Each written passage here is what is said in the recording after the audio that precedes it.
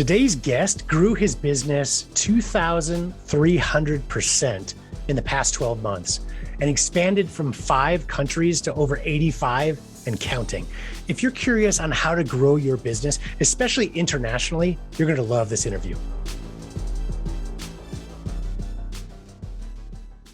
Welcome to another episode of the Harvest Growth Podcast, focused on helping consumer product businesses, inventors, and entrepreneurs harvest the growth potential of their product businesses.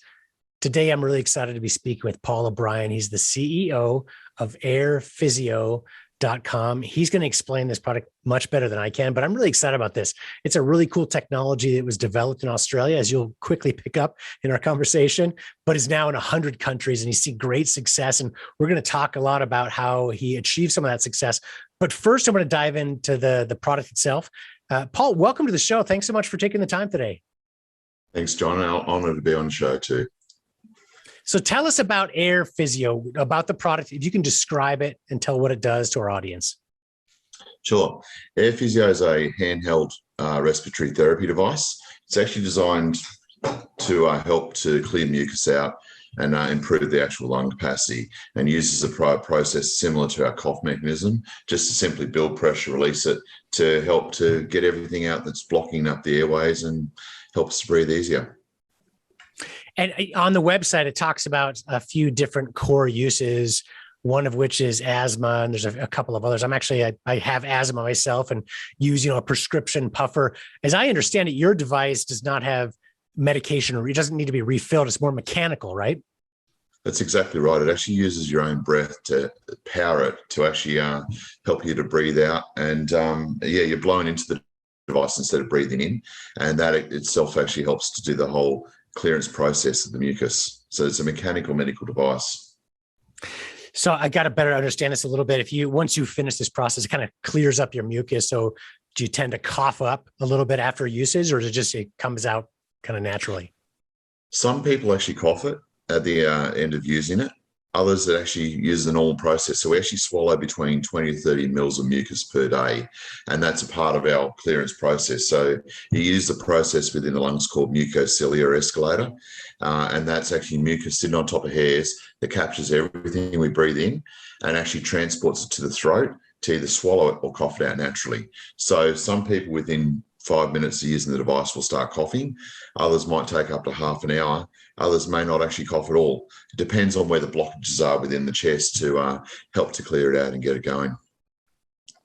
So, and what are the other uses? So I mentioned asthma as one, but what are other uses that people will be interested in buying this product for? You're looking at things like COPD, so emphysema, chronic bronchitis, even bronchitis is in, once it changes for a cold and flu, gets into a chest infection to help to clear that out. Bronchiectasis, which is the damaged lungs, cystic fibrosis, any respiratory condition that has blockages of mucus within the chest. And there's quite a few that have actually not got a primary problem of that, but they actually have a secondary problem of respiratory illness and shortness of breath when they're actually when they're breathing normally. And you mentioned exercise on your website as well. So is this, if someone doesn't feel they have any of these medical issues, just for general exercise, does it help performance also?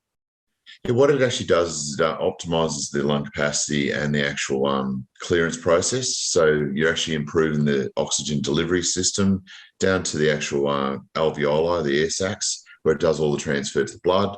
And then down to the cells, you're looking at improving or reducing the actual lactic acid buildup, which of course gives you longer workout times, faster recovery times, higher energy levels. And that's just a natural process through breathing in oxygen. And that's how vital it is towards our body. And it helps to balance up the pH level within the body at 7.2 so that our body's balanced between CO2 and oxygen. Got it. So it's funny. I have a good friend. I'm a road biker, a very slow one, but I enjoy road biking or cycling in the mountains of Colorado around here, and it's hard to breathe sometimes. So it's, in some ways, my asthma is nice because I get to use my little prescription puffer beforehand. But it's interesting. My buddy was sharing with me a statistic from the Olympics a few years ago. So I think this was maybe the Atlanta Olympics, 20 odd years ago. And they analyzed how many of the athletes suffered from asthma, and there was quite a high percentage. It was like 10 to 15%. Don't quote me on these numbers, but in this ballpark, right, of all the Olympic athletes. But when they looked at road cyclists, so which is a world known for doping, et cetera, right?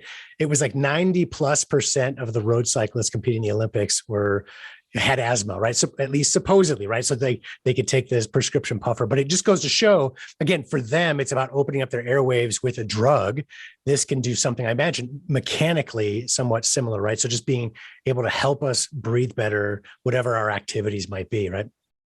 That's exactly right. And that's the whole part of the process. If you've got the delivery system working well through the lungs to the actual circulatory system, it just helps us to actually perform better. And you're here talking about, when you're talking about competitive sports, you're looking at the fact of vital hundreds of seconds, if not seconds, is the difference between winning a gold medal or winning that race, or just beating your personal best, if that's the case there that you want to actually do in terms of sport. Yeah, we spend so much time, if we're in athletics of any type, training all of our muscles, right? But training our breathing can be very vital as well. Not to mention, of course, those that need it for medical reasons as well. So I love the concept, love the technology. Tell us about how you developed it originally. Goes back to, it's actually developed off an old technology called the flutter device. The product itself was developed back in the 1980s. We actually found a number of issues in terms of the design that was there, and actually did a redesign, brought it into the 21st century, and actually looked at issues when we're talking to respiratory therapists about a one-size-fits-all mentality. And as you understand, everyone's got different lung capacities. So that's why we've got different size or different devices for different lung capacities for usages. Also, we had issues there where a lot of the products, as soon as they're dropped the first time onto tiles or concrete, they just snap and they break and they're actually useless. So these devices are actually made from polycarbonate, so they're really strong.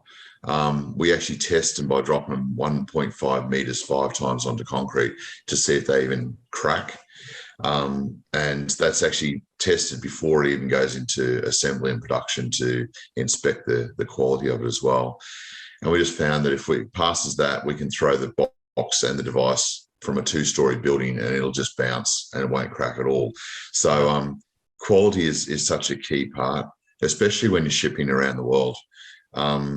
At some stages, if there's deficiencies in the materials or anything like that, the product can actually break before it even arrives to the actual to the person who's actually purchased the product. So that's such a vital thing for us in terms of testing to make sure that it's used the best way, and you get about a year out of the actual product, just due to hygiene sort of things, to make sure that it works and functions properly. Great.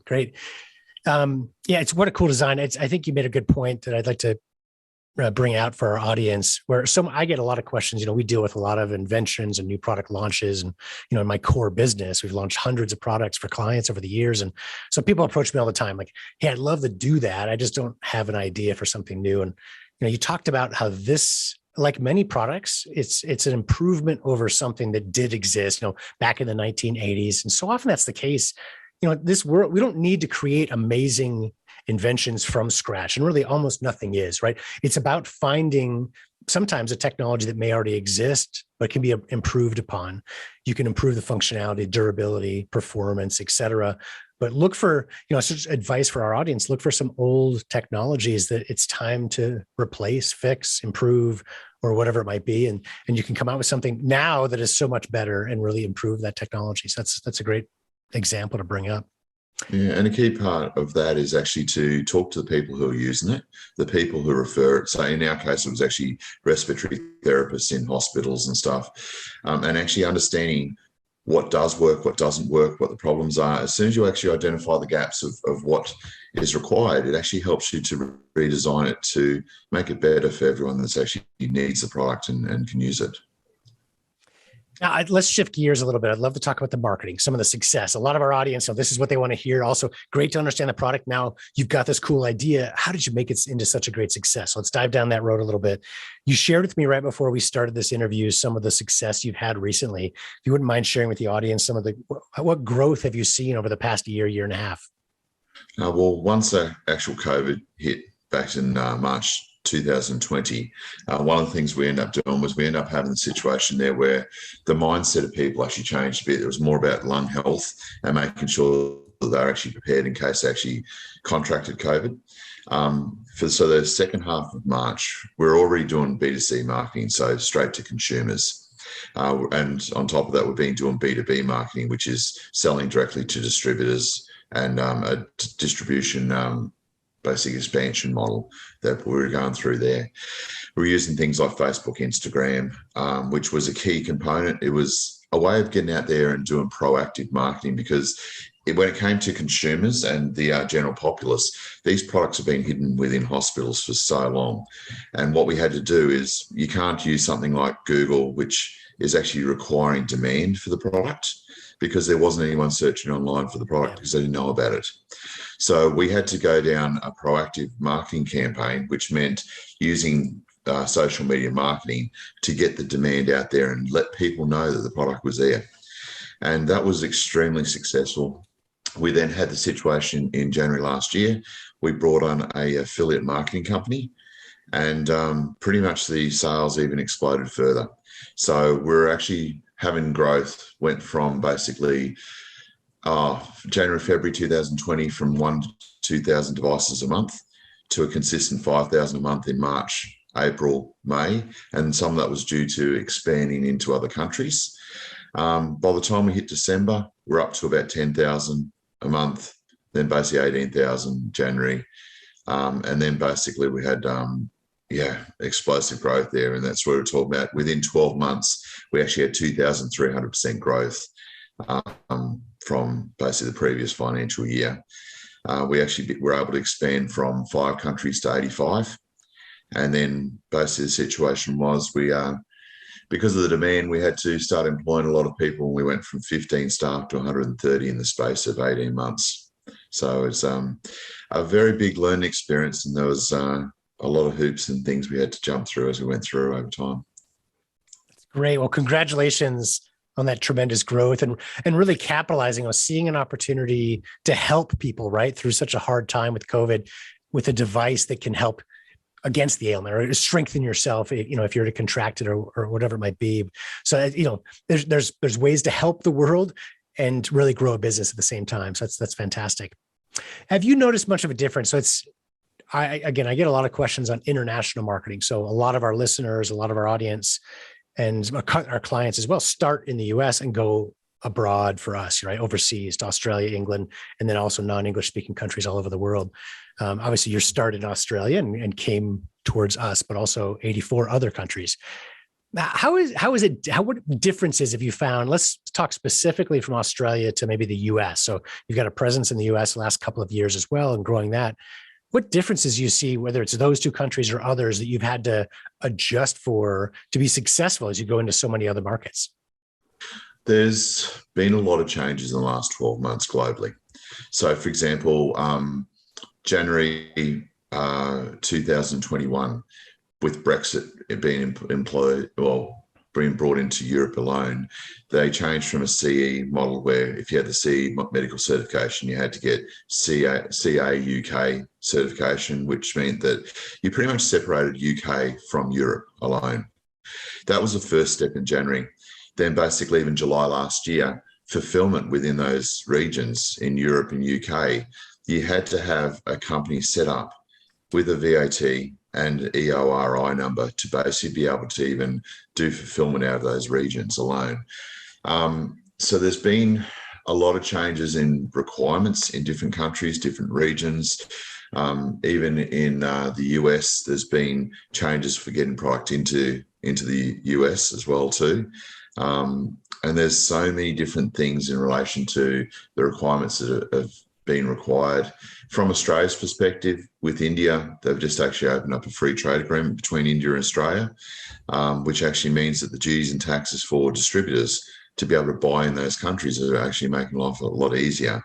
And a lot of countries are actually starting to do free trade agreements within certain regions. If you're a small business looking to go into countries, check out which countries actually got free trade agreements, because that can mean that your distributors at the other end are actually paying a lot less. And when I'm talking about a lot less, I'm talking about in India, to get into the country, it was 42.5% duties and taxes to get in there, and it's dropped down to about 20%. So to make things financially viable for your distributors at the other end and for individuals buying from those countries, it's important to actually understand duties and taxes in different countries, the logistics behind it, what the cost of shipping is. If you've got the capability to do fulfillment, you can actually save yourself a fortune. So I'll give you an example. For Australia, shipping to, say, India or South Africa or UK, just use, for us, it's a long distance away. To send a product, you're looking at between 50, 60 odd Australian dollars to ship it individually. To do fulfillment, if you can send in bulk, it means you're looking at about, per device, probably about $2.50 to ship in bulk. And then you're only paying local rates, which means that you're probably paying around about $20 to get it to all the regions around that area. So the savings are phenomenal if you've got 3PLs that you can look at. So third-party logistics companies within those regions. You can save a fortune in terms of shipping and also save your customers. And it also means that you're actually saving a lot in terms of time. So when you hear talking about paying $60, that's actually express post, which is still probably 2 to 3 weeks to get to some of these locations. Where if you're talking about doing local 3PLs, then the situation is that you end up changing that down to about 2 to 3 days. Yep. So it's actually making it easier for your clients to actually purchase off you, make sure they get in their hands faster, and that they pay less and you pay less in the process to make sure that everyone wins through that avenue. You mentioned working with distributors. So I want to talk about the how, right? So the question of like, how do you run a business that's selling or marketing in 85 different countries? Are most of those outside of Australia, are they done through third-party distributors or partners? We have distribution networks, particularly for B2B side of things. So we're here talking about putting the product into hospitals, to doctors, physio, pharmacies, all that sort of stuff. So what we do is we actually sell directly to distributors in bulk, which then means that they can then use their own marketing, their own sales team within those countries to then actually push it out to all the distributors in those regions. And it's important for us because when we're here talking about a medical device, it'll be similar like if someone's got electrical devices. You need someone on the ground who can actually do registration and act as your agent. Some countries you can actually use a third-party agent within the country to register the product. But when you're talking about some other countries, you need an actual agent who is your distributor who can actually do that sort of distribution. Different products can be different, the way that you want to structure it, and it depends on your strategy, and you need to have a profile of who your ideal distributor is in relation to it all. The reason I look up, just so you do know, John, I didn't get to show you this, but this is what I call my world domination map. So, oh, wow. I've actually got a big map on the wall. So when I'm actually talking about countries and everything, I actually keep on looking up to the right to go, this is what country I'm talking about. These are where I'm looking at for the regions, and working with guys like in Australia, we've got Austrade, and because I'm in New South Wales, Investment New South Wales. So there's state and federal based companies that are actually all government agencies who actually work on behalf of businesses within those regions, which is a great opportunity for most countries and most small businesses that they probably don't even know about. But yeah. You did talk about a B2B. So your distribution is done through B2B networks a lot. How about the B2C? So business to consumer sales are in other countries. Is that done through partners or distributors or affiliates as well? Or do you guys operate directly with some of the countries? Some of the countries we actually have third-party logistics as an option, which means it's actually owned by us. It's our product. Yep. Otherwise, we put deals together for the distributors so that they actually make a cut or a royalty on top of it to fulfill within their region or their actual specific country. And we actually cover their actual costs to look after all that sort of stuff. Got it. So, like, for example, we sell in South Africa, and our actual distributor within South Africa actually does the fulfillment as well as distribution and selling. And then we just built the B2C marketing on top of it to actually help them to grow, create awareness within the country from consumers' perspective. And then basically consumers go back to the doctors go, oh, I like this product, I need to tell my other patients. We do the same thing in Chile. So some countries, and it is actually analysing the country, what you can and what you can't do, to then actually create it. So say, for example, in India, we're looking at the idea of setting up a company in there, creating our own fulfillment sort of thing like that for it, and going from there. So there's each country, each region's different, and you can't put a common hat on any country when you're looking at these things. And if you can work out an agreement with a distributor within that country, it can work out even better, especially if they've got fulfillment opportunities for it. Agreed. Yeah. My background, I worked with OxyClean for several years until the company was sold, 17 or 16 years ago or so. And one thing we learned at the time, so when we hit about, I think it's about $250 million in sales, we went over to the UK as well. So that was mainly in the US, right? At the very beginning, we started to expand internationally, and in the US, it was a big success. One of our first markets was the UK, right? So it's the same language. We all, as a company, I wasn't really involved in this part of the business, but I thought it'd be easy, right?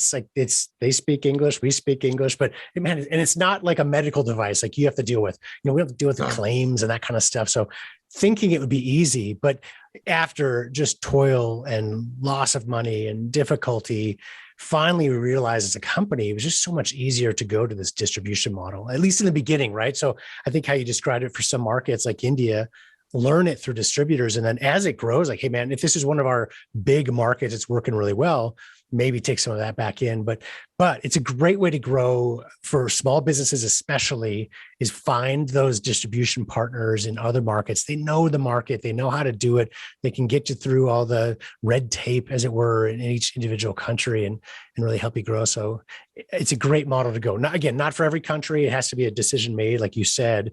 But for a lot of markets, it's one way to grow so quickly. There's so many different ways of doing this. Growth models, you can do franchising. You can actually set up your own sales teams within those regions. You can do distribution models, which is the B2B side of things, where they invest into the business. Franchising and distribution is very similar because you're actually getting a distributor to invest into stock, to then purchase it, to then become the distributor and start utilizing that side of things, and then sharing your IP, sharing your marketing to make sure that they're as successful as possible. So it's there's different models. Not every model's right for each company, and it's a choice that they have to make in relation to it all. So we chose a distribution model because you have people that are actually on the ground. They've got staff that are actually able to go and see it, and the distributors we chose have got strengths in those fields.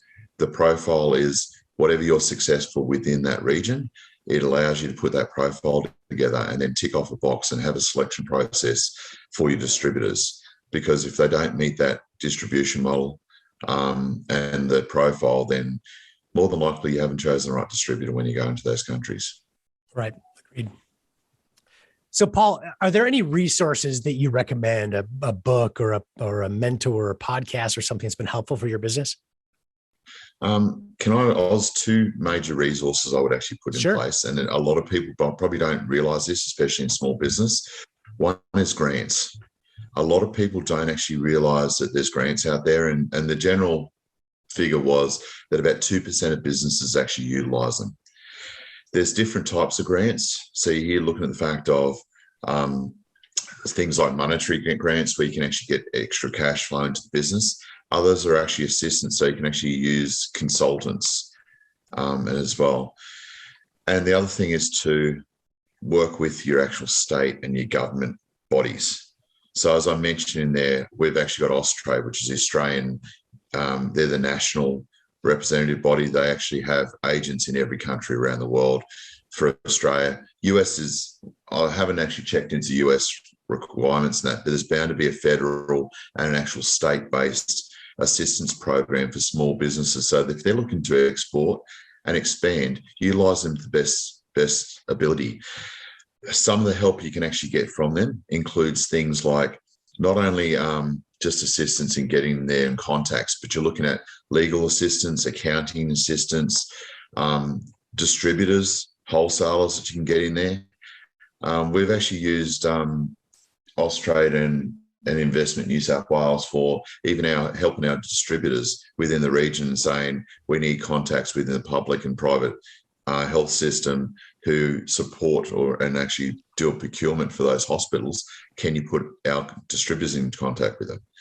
That is just something, to me, it seems logical, but it's one of those things that originally, when I first started this process, I didn't even think of that.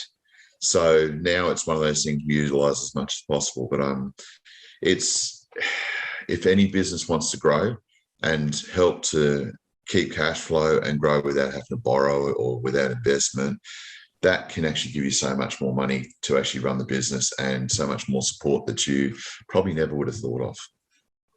I love that you shared that. It's in all the interviews I've done, no one's mentioned really grants or working with government entities. And a lot of our audience is in the US, all over the world, but a lot of them in the US. And there's so many resources here as well, right? Almost every country has something to be able to reach out to in terms of federal or local governments, grants and information, resources. So I'm glad you brought that up. It's great advice, I think, really for everybody. Paul, is there anything I didn't ask you that you think could be helpful for our audience? I just wanted to elaborate on that side of things. Yeah. When we were actually at Arab Health at the end of January this year, which is the largest actual medical device expo they have in there. There's massive halls. There was a lot of American and state-based distributors over there for that too. But it's the same thing too, utilising expos around the world if you want to grow. We pulled away 75 contacts from 25 countries from that particular expo. It's also preparing your business for something like this. So you need to prep everything where you go. So our sales team on the ground were there to sell. And that's what their whole role was, is to talk to as many people as possible, get their cards, get their contact details. Then we had a team at home or back in Australia who their whole role was to grab those contact details, send out introduction emails, start the process while we were away, so that the 4 days that we're actually at that expo, it actually helped us to systemize everything. We had the intro that all they had to do was copy paste to put the name, email addresses, and start that process. And that made things run so seamlessly, and it made it look so much more professional. One of the things over time that I've learnt as a small business is how to make your business look bigger than what it is. Simple things like basically, like we use companies, third-party reception company. Now, as long as it's US, Australian-based, where you've got the English speaking and everything like that, it actually looks like they're part of your business. And so when people call up, say this is a great tool for any small businesses when you're here looking about 1s, 2s, or 5 people.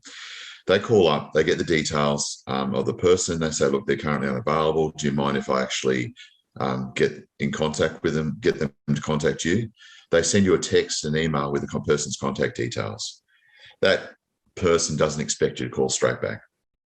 But what it does is they might talk to 15 people in that office over time if they have to call back a number of times. And one comment I had ages ago was they said, you must have a massive team. I've talked to like 5, 10 people.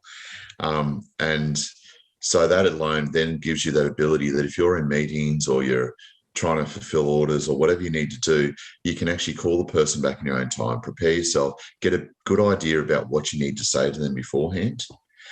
And the other thing too is point of difference. You need to know what your point of difference is over any competitor. So we were talking about the fact our product is a redesign of old technology. Whether you're doing a service or whether you're actually making a product, you need to know your competitors as well as your actual product as best you can. And if you, as I say, if you don't have a point of difference, all you're competing on is price. So that's a couple of little things. There's so many things I could probably talk about over time, but I think we probably don't have enough time to discuss it. But they're just some real helpful points, especially for small businesses that are looking to start up. And having your pitching or your war chest. Grab a war chest together, stories from your distributors, stories from your actual clients, as to how your products help them, what actually happened, because the more stories you have, the more you can tailor your discussion to others and explain why their condition, why their actual business actually works, and actually tailor it towards the issues and pains that someone's actually going through. Yeah. I hope that's helpful, John. No, absolutely. I took a bunch of notes myself. I'm sure our audience will as well. This is super helpful. Paul, I really appreciate you taking the time. We're on opposite sides of the world, but I felt like I learned a lot from you today, and it felt very, very close. You're in the morning, I'm in the evening right now, and our audience is going to hear this whenever. But I know that as they listen to this, they're going to get a lot of great nuggets that can help their business. So again, I really appreciate you taking the time. I do want to encourage our audience, please visit their website. It's AirPhysio, PHYSIO.com. It's in the show notes as well. So you'll be able to get the spelling, or if you're driving, don't worry about writing it down. Go check it out later. They've been kind enough to provide us with a discount code as well. So you can get 10% off of your purchase if you use promo code Harvest Growth, all one word, our typical promo code, again at airphysio.com. So please go to the website and check it out. Also, be sure to check out harvestgrowthpodcast.com to see other episodes we've recorded. And if you like this episode and you want to learn more about how you can profitably grow your consumer product business, please subscribe to our show and leave us a review at iTunes or Google Play. Paul, thanks again. I really appreciate it. No problems, John. Pleasure.